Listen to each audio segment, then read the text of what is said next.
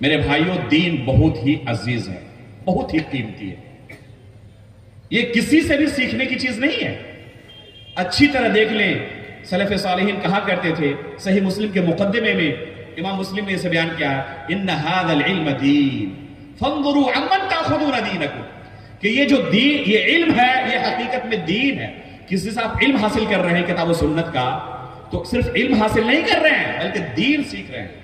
فانظروا عمن تاخذون دینکم، اچھی طرح جانچ لو، پرکھ لو کہ اپنا یہ دین تم کن سے سیکھ رہے ہو۔ اگر وہ حقیقت میں آپ کو صحیح دین سکھلا رہے ہیں تو سیکھیں، اور اگر دین کے نام پہ آپ کو بدعتیں، گمراہیاں سکھا رہے ہیں تو ایسے لوگوں سے دور رہنے کی ضرورت ہے۔ اسی طرح اللہ کے رسول نے جن فتنوں کے بارے میں اپنی زندگی میں آگاہ کر دیا تھا، ان میں سے ایک فتنہ کیا ہے؟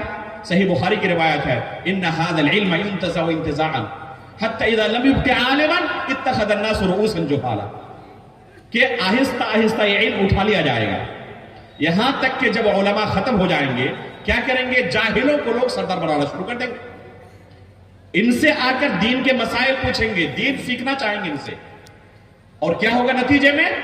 یہ بلا علم لوگوں کو دین سکھائیں گے، خود انہوں نے دین کو سیکھا نہیں، خود انہوں نے دین کو پڑھا نہیں، اپنے ذہن میں جو ایک تصور تھا اسلام کا، اسی کو دین بنا کر لوگوں کے سامنے پیش کر دیں گے۔ فَيَضِلُّونَ وَيُضِلُّونَ، یہ خود گمراہ ہوں گے، دوسروں کو گمراہ کریں گے۔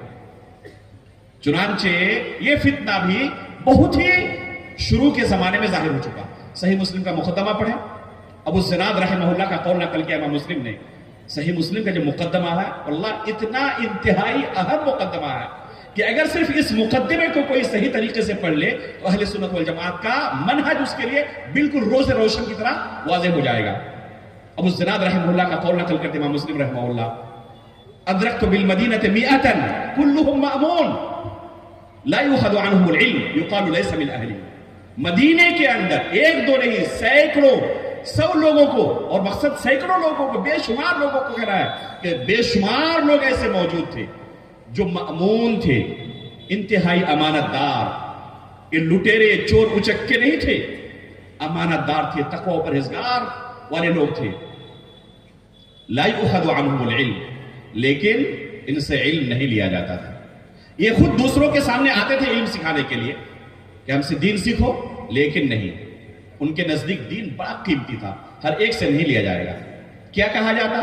یقال لیس من اہلہ، یہ اہل علم میں سے نہیں ہے، اور اہل علم سے ہی دین کو سیکھا جاتا ہے، کسی بھی غیر اہل علم سے علم نہیں لیا جاتا، دین نہیں سیکھا جاتا۔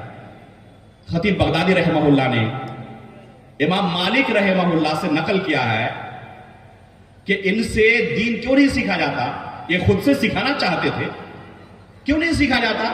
کہتے ہیں کہ انہوں نے کتابوں سے اس علم کو رٹ لیا تھا، اساتذہ کے سامنے بیٹھ کر نہیں سیکھا تھا۔ آج بھی ایسے لوگ موجود ہیں نہیں؟ آج کے زمانے میں جنہیں ہم بردرس کہتے ہیں، یہ اس زمانے سے موجود تھے، یہ آج کی پیداوار نہیں ہے۔ جس طرح بعض لوگ کہتے ہیں نا کہ علماء پیچھے ہٹ گئے تو ان کو مجبوراً آنا پڑا۔ میرے بھائیوں، جو امام مسلم رحمہ اللہ کا زمانہ ہے اور اس سے پہلے کا زمانہ ہے جو اسلام کا سب سے سنہری دور ہے، اس زمانے میں یہ پیدا ہو چکے تھے، جو خیر القرون ہے اس زمانے میں پیدا ہو چکے تھے۔ نعوذ باللہ من ذالک، ان پر بھی آپ الزام لگائیں گے کہ انہوں نے کوتاہی کی تھی اس لیے ان کو میدان میں آنا پڑا۔ یہ ہر زمانے میں موجود رہے ہیں، لیکن ہمیشہ سلف صالحین ان سے تحذیر کیا ہے کہ یہ دین کے لٹیرے ہیں، جو خود دین نہیں جانتے وہ آپ کو کیا سکھائیں گے؟ جنہیں قرآن پڑھنا نہیں آتا، حدیث پڑھنا نہیں آتا، وہ آپ کو دین سکھا سکتے ہیں؟ لیکن پتہ نہیں لوگوں کی عقل کہاں چلی جاتی ہے، ایسوں کو بھی وہ مفکر سمجھتے ہیں اور سمجھتے ہیں کہ یہ دین ہمیں سکھا سکتے ہیں۔ یہ تقابل ادیان کے ماہر ہیں، جو دین اسلام کا ماہر نہ ہو دوسرے دین ادیان کا کیسے ماہر ہو سکتا؟ جو اللہ رب العالمین کے بارے میں، خصوصاً توحید اسماء و صفات کے بارے میں کلام کرے، جو سب سے مشکل ترین باب ہے، علماء کرام گھبراتے ہیں اس موضوع پر کلام کرنے سے، اور ایک شخص جنہوں نے کسی استاد سے علم حاصل نہ کیا ہو، جو ابھی عربی عبارت پڑھنا لکھنا نہ جانتا ہو، جو اصل مصادر ہیں منہج سلف کو سیکھنے کے، عقیدے کے، ان مصادر کا نام تک جو نہ جانتا ہو، یہ آپ کو توحید اسماء و صفات سکھا سکتا ہے، اللہ رب العالمین کے بارے میں بتا سکتا ہے۔ وہ اللہ رب العالمین کے بارے میں وہی تصور دے گا جو اس کے ذہن میں، اور اس کے ذہن میں تصور توحید کا کون سا آیا؟ یہی باطل ادیان کی کتابوں کو پڑھ کر اور قرآن سے ذاتی طور پر انہوں نے سمجھا، کہتے دونوں کے اندر یکسانیت ہے۔ نعوذ باللہ من ذالک۔ میرے بھائیو، ایمان بہت قیمتی ہے، ہر ایک سے سیکھنے کی چیز نہیں ہے۔ یہ فتنوں کا زمانہ آج سے نہیں، قدیم زمانے سے ہے، اور ہمیشہ سلف صالحین نے اس طرح کے لوگوں سے اپنے عوام کو بچانے کی کوشش کی ہے۔ آج بھی علماء یہی کام کر رہے ہیں، جس طرح شروع سے ان کی مخالفت ہوئی ہے، آج بھی مخالفت ہوتی ہے، لیکن ان کی ذمہ داری ہے کہ صحیح دین کی حفاظت کریں، اس کا دفاع کریں، اور ان باطل پرستوں سے اس دین کی کما حق ہو، جہاں تک ممکن ہو سکے دفاع کرتے رہیں اور صحیح دین لوگوں کو پہنچاتے رہیں۔ اور بھی بہت سارے فتنے ہیں جن کا حدیث کے اندر صراحت کے ساتھ اللہ کے رسول کی حدیث کے اندر تذکر آیا ہے۔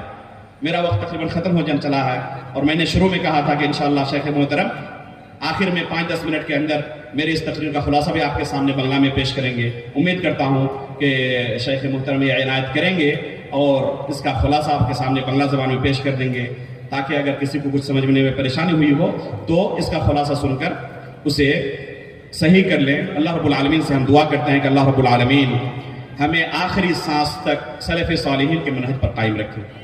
اللہ رب العالمین ایمان کی حالت پر ہماری وفات کرے، نبیین، صدیقین، شہداء و صالحین کے ساتھ ہمارا حشر کرے۔ آمین۔ تقبل رب العالمین، وصلی اللہ علی نبینا محمد۔